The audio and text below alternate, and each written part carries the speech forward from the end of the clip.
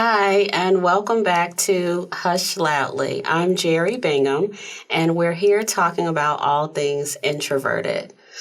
Today in the studio, we are joined by my guest, Margaret Izard Oskui from Peacock Voices, who will share a little information that I think is good not only for introverts, but also for extroverts in how you use your voice. So, Margaret, why don't you tell us a little bit about yourself and about Peacock Voices? Oh, wow. Well, thank you for having me today. So Peacock Voices, our goal is to help people learn, explore, and own their authentic speaking voices so that they can be more effective and efficient communicators in the workforce and in their lives. And how we do this is I'm a classically trained opera singer, as are all of our coaches. And we've taken the techniques that opera singers use to be master communicators on stage, and we have reduced them into exercises within the spoken voice so that people can learn the art of storytelling and communicating without needing to have these degrees as opera singers. I want to just jump right into Margaret and I have had some sessions. I want to tell a story about how when I was I was working at a company, and I know I have a softer voice, but we were in a small conference room. It was 6 vice presidents and the president, and whatever we were talking about the strategic plan and the vision and mission and all of these things. And so I said, so the vision is supposed to be aspirational. The vision is something that we aspire to. And people shook their heads yeah. And then there was a facilitator as well. And then maybe 4 minutes after me, a white male who had a deeper, stronger voice, he said, we should call it an aspirational plan. And I was like, I just said that. So, and it's like the room erupted. It's like he had just discovered the cure for cancer. And I was blown away. And I thought, is it my voice? Is it my being female? What is it? But I thought that my voice was part of the problem there. It could have been other things with gender and with the white male. It's no telling what it could have been, but that bothered me. And Margaret and I talked about that, and she gave me some strategies on how I should say things and how they land. And we'll get into that. And so I just wanted to tell that story because you reminded me of it as you were talking in your intro. So first, let me ask you, Margaret, are you an introvert? 100%. How did you know, or when did you come to this realization? Honestly, it was because my mother made me take Myers-Briggs, and Your mother's brilliant. As far over on the I scale as you could be. Do you remember around how old you were? I was a teenager. See, I love that because it didn't have meaning for me until I was in my 20s and had a Myers-Briggs at a company that I worked. But I wish I had known earlier. So cheers to your mom for doing that and helping you identify that and talk about your strengths and everything you needed to hear as a teenage introvert. So let's go back to Peacock Voices. How do you train people to use their voices at work? Or, tell us what you do with Peacock Voices and your clients. Yeah, well, it's all client specific, right? So not every human has the same desired goal, and not every human comes to us with the same needs. And so really, we actually interview every single client we work with before we sign any contracts or get anything on the books to make sure that what we provide is something that they actually need. And then depending on the needs of the client, we tailor our work. So if somebody comes to us and says, I'm soft-spoken and I'm having a hard time having my ideas heard, which we get a lot, then what we say is we go through and we say, okay, what are the vocal attributes that make people sit up and listen? So what does research tell us that says, okay, this is something that sounds like leadership. This is something that sounds charismatic. This is something that sounds powerful. And then we kind of teach people those vocal characteristics. And it can be anything from tone, resonance. So I can change my resonance and talk like this. Or I could change my resonance and talk like this. It's a little silly. But you can play with your resonance and how colorful and non-colorful your sound is. You can talk about aspiration, how much excess air is in your sound. That sounds sexy. Yeah. What you're talking about. That's a sexy voice. It's like the Marilyn Monroe, like, happy birthday. Breathy, yes. Yeah. But not great if you're trying to take control of a boardroom, right? Absolutely not. So kind of playing with those characteristics. And so what are the things that will make you a commanding presence in the way that you want to be? So if you want to be a really powerful leader or really charismatic or, all of these things, what invites those reactions to people's sounds? And so that's what we do.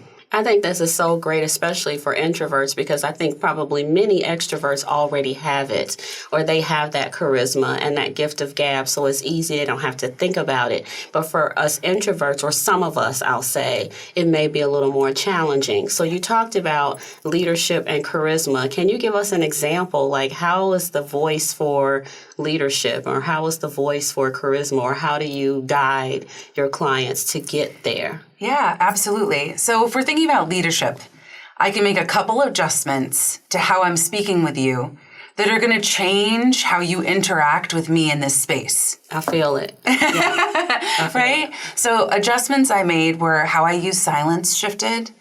My pitch got a little bit lower. So we know in kind of Western culture, lower frequencies command that sense of leadership in a way that higher frequencies don't.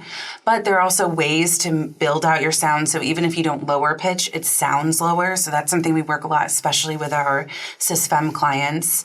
And so I played with rhythm. I played with my pitch. I played with my resonance. I played with my cadence, how long the phrases were, how short the phrases are, etc.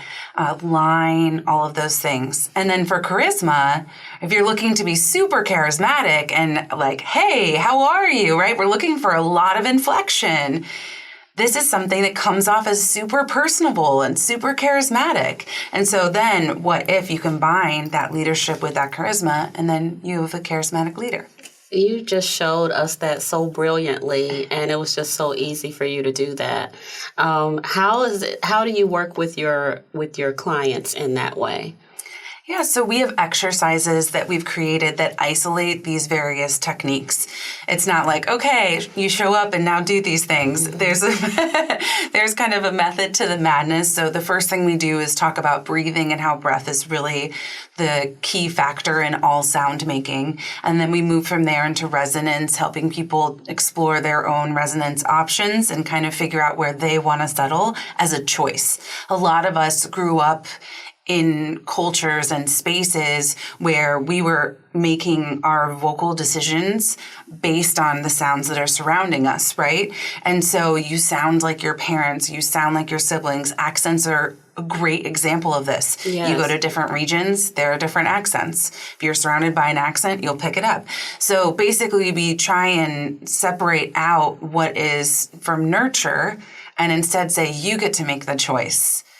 Right? It's not just something that happens to you. It's something you have control over. So then we work on that. And then depending on the goals of the client, we go through different situations. When we work with entrepreneurs, what are VC firms looking for? Okay, let's talk about those. And each task or each attribute we have exercises that support that. And then clients can practice in between sessions. And typically the goals are work related. So what are typical goals that your clients have? What are they trying to achieve? Yeah, so a lot of our clients are looking for the elusive executive presence. We get this one a lot, whether someone's in a leadership program or they just got a promotion or were passed up for the promotion because of executive presence, this thing that you have to find, right? And sound is so important and so vital behind how people interact with you. So we work a lot with executive presence. We do work quite a bit with entrepreneurs who are looking to get funding, who are looking to kind of build their businesses. So what are ways that can help you sell better with your voice? What are vocal attributes that will make you more attractive and appealing from a sales perspective? Always through this lens of maintaining your identity and your authenticity. I love that. And it's not confidence, right? It's, my question is, these people already obviously have what it takes, or they feel they have what it takes to hold this executive role, to do this, but you're just helping give tools to help them showcase Correct. differently. I had a client say to me once, I need no help with my ideas. And I was like, you're right. I love that. And it really is just making sure that what's going on in your brain can be received. Because when we speak, it's not for us to say, it's for the people listening to understand and internalize. Right. So how can you speak so that those who you want to have understand and internalize can most easily and effectively and efficiently get that information and use it? Mm-hmm. So, yeah, confidence is definitely something that's a byproduct of doing this work. I think anytime you get to know your body and feel like you have more control over your body, confidence comes out of that. But actually, the goal of what we do is to separate emotions from how you use your voice. So when you're nervous, it doesn't matter because you have the tools in place to sound the way you want to sound. If you're angry, it doesn't matter. You have the tools to sound calm. Mm-hmm. If you're right. And so this gives you control and separates emotion from communication. Not that you should be like non-emotional, but it allows you to make that choice. Have you ever had anyone who maybe said that they were told that they sound angry or told that they sound a certain way, and how did you guide them and walk us through that? Yeah, and did you hear it? So when you first talked to them, did you hear what they were saying, or? That's a great question. I wonder how, Yeah, so sometimes I do, and sometimes I don't, but I think also it's because I listen differently, right? I'm able to parse out this is just a speech pattern versus this is intention. And so there are times when I've had people say, like I've had clients come to me and say, I'm coming off as brusque, or I'm coming off as aggressive, or I'm coming off as intimidating. And so in those instances, a lot of it has to do with, one, what's your gender identity? Because that's going to change kind of how we look at that. Mm-hmm. The second thing is going to be, what is your existing speech pattern? What are the attributes that are making you sound angry? And so for women, that looks very different than it does for men, what comes off as aggressive and angry. So we'll do certain things that make your speech pattern more appealing. But again, I'm especially when it's a cultural thing or a gender thing, I'm not interested in erasing people's identity. We do not do that at all. We celebrate the individual. So I'm not interested in taking out stuff that is a part of who you are. Instead, we just kind of stretch it and show different ways. So maybe that's adding a little bit longer of a line instead of things being really rhythmic, right? Maybe we're creating a longer cadence. Maybe we're having longer vowels instead of shorter vowels, right? Maybe it has to do with volume or your resonance. How much aspiration is in your sound if you're looking to de-escalate, allow people to feel safer, more comfortable, right? Maybe your volume plus your pitch. So it's very person specific. This is so amazing. So how did you come up with this idea? So I started doing this work because I was fortunate enough to get to work with members of the transgender and non-binary community doing gender-affirming speech work. And when I was doing that, I started getting all of these really high-powered women come into my studio. Women who worked at VC firms, entrepreneurs, C-suite executives, just these really, really high-powered, big-brained, beautiful-minded human beings. And I realized that my favorite part of the work I was doing was not the gender-affirming side of the work, but actually it was the work afterwards. It was, how do you stand up in a room of white men at a VC firm and still have your ideas heard?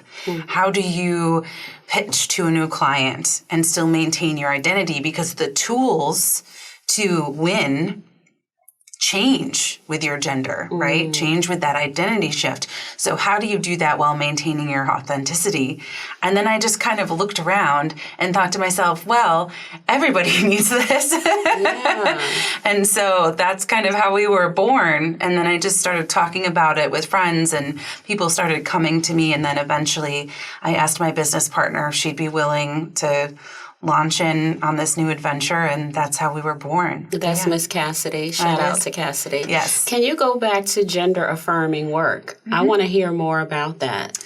So as you transition, explain that, the work that you were doing. Yeah, so depending on your gender identity, there are speech patterns that are associated with that. So for traditionally feminine sound, you're looking for a higher pitch frequency, right? You're looking for these longer, more melodic lines. You're looking for inflection, maybe even a little bit of aspiration. Okay, it's Marilyn. Forward resonance, right? Yeah, exactly. It's that like hyper feminine sound. For a traditionally masculine sound, it's going to be more rhythmic, volume oriented, lower pitch, less inflection.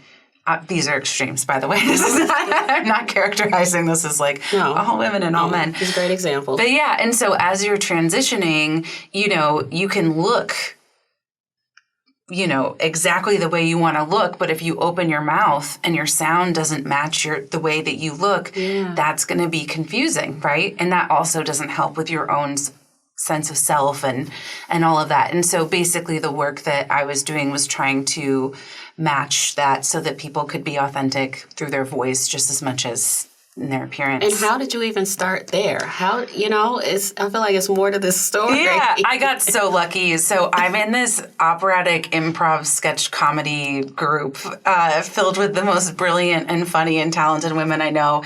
And one of the women in that group was a co-founder of a school that basically specializes in this work. It's run by Liz Jackson Hearns. Alexandra Plato-Solik is my contact, the person who brought me in. And that's work that they do at the Voice Lab. And I'm going to do a shout out to the Voice Lab because it's an incredible place. They do amazing work there. They do gender affirming singing, speech. They have instruments. It's a really special music school. And so they brought me in, and that's how I got into that world. Have you ever worked with, so Broadway and, performing arts, and these people have these beautiful voices, but they also act. Have you ever worked with anybody with their voices there? Yeah. So as like a singing teacher, I've worked with professional singers, but my dream with speech is really to create equity through the human voice. And I love and respect the arts so much, but a professional singer is not the person that needs my help to move the needle the way that we're looking to move the needle, right? You're talking moving from 99.5 to 99.6 from a speech perspective if you're working with somebody on Broadway, because their understanding of their voices are so powerful. I wouldn't say no, but really we're looking to work with people who have never realized they have access to this, and then how can we give you that control and that power so that you can make change in your sphere. And so we're looking at communities that don't have as much access to their voice and what their voice can do. That would be nice if you could go into schools, even start. Have you done that at a young age? I mean, in my dream world, this happens in kindergarten, and you go to gym class, and then you learn how to use your voice. That would be so nice. It does kind of baffle me that, you learn how to use your body in school and you learn how to use your mind in school, but nobody teaches you how to use your primary communicator, your voice. It's not music. What we do is not music. What we do is truly communication. So it wouldn't belong in a music class. And it's interesting to me that this is something that's kind of been skipped over, but we're trying to plug that hole. Yeah, and we met because I don't know if you were doing something. So Kimberly Rudd, I don't know, you were speaking somewhere or you were I don't know where you were. I don't know what kind of event it was, but I know she connected us. And so I wonder, do you go out and talk to different organizations and tell them about what you do? And how's that? Yeah, so we do a lot of workshops. And we do workshops for corporations, for startups, for nonprofits. I'm doing a presentation in 2 weeks for a very cool nonprofit that supports people who are transitioning from being incarcerated back into normal everyday civilian life. And so how you use your voice if you're going to a job interview, if you're looking for a loan, that kind of thing. Yeah, so we do a lot of different outreach workshops, and we also, like I said, do workshops for companies and nonprofits that support people growing their businesses, that kind of thing. Has there been anything that's been surprising in your workshops or even with your clients? Anything that you were just kind of shocked, like, oh, wow, with maybe the outcome or either what they asked for, what they needed? Yeah. I mean, I think that, so I have lived in this world surrounded by people who are totally in command of how they make sound and totally in command of how they communicate for so long that I think the thing that's the most shocking is just like watching that aha moment of, whoa, my body can do that. And a lot of times when it happens with somebody who just seems like so incredible, you know, they've got the job and they have the everything, right? And they're brilliant and all of this stuff. And then you see this moment where they're like, whoa, my body can do that. Mm-hmm. And that moment to me, it never gets old. It just is so invigorating to watch people. And it's always surprising to me because taken it for granted for so long. And so being able to experience that, it's an immense privilege and it's very humbling, but also it still blows my mind every time. I know with me, you pointed out, and I don't even know in the recording, but you recorded it so I could hear it later, how I raise my voice or at the end of a sentence, it kind of sounds like a question. And you brought it to my attention, so I try to control that. But I know I don't always win with that. But that was so interesting because it absolutely, I think, makes me sound in a way that I may not want to sound. It depends on the situation because I think I learn how to use my voice where it helps me. But then also sometimes I think because it's soft and this and that, it does not help me. So that was great that you shed light on that. Yeah, I mean, upspeak, which is when you finish phrases and sentences like this, it's a characteristic that's frequently attributed to women. I've had to work on upspeak with almost every client I've ever had. So I think maybe we pay more attention to it when it comes from a woman's body. But the reality is a lot of people utilize upspeak. It's a great tool. I mean, it makes people feel safer almost, right? If I'm trying to calm you down and I want to make sure that you feel like this is a space where, you know, I'm not attacking you and I'm right. And so all of a sudden it's a way to disarm what's going on. But the thing is that it's default for so many women now and so many people.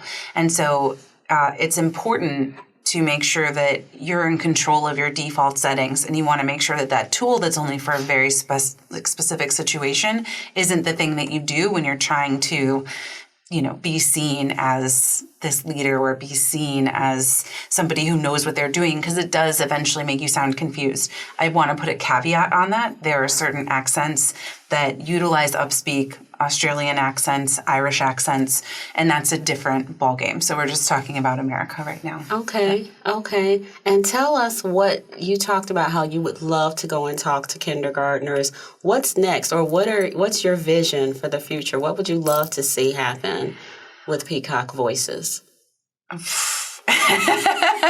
who would you love to, work with?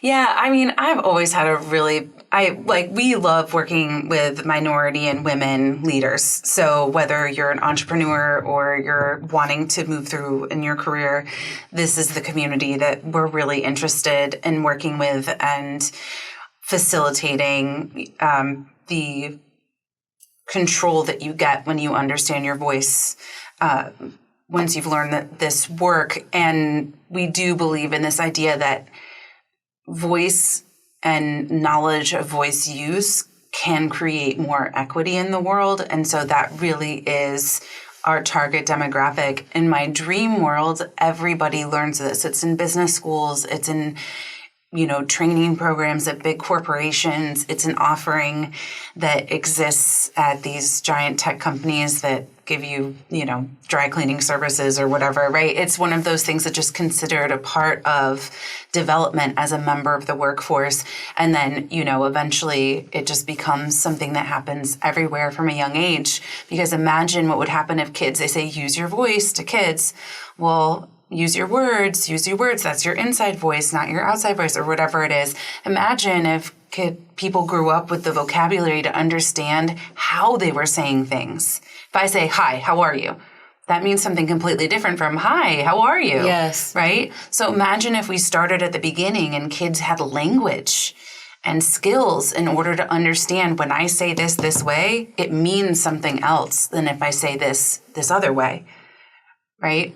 We need to get you in Chicago public schools. We need to get you everywhere, Margaret. I would love that. Anyone who's listening, we need to work that out.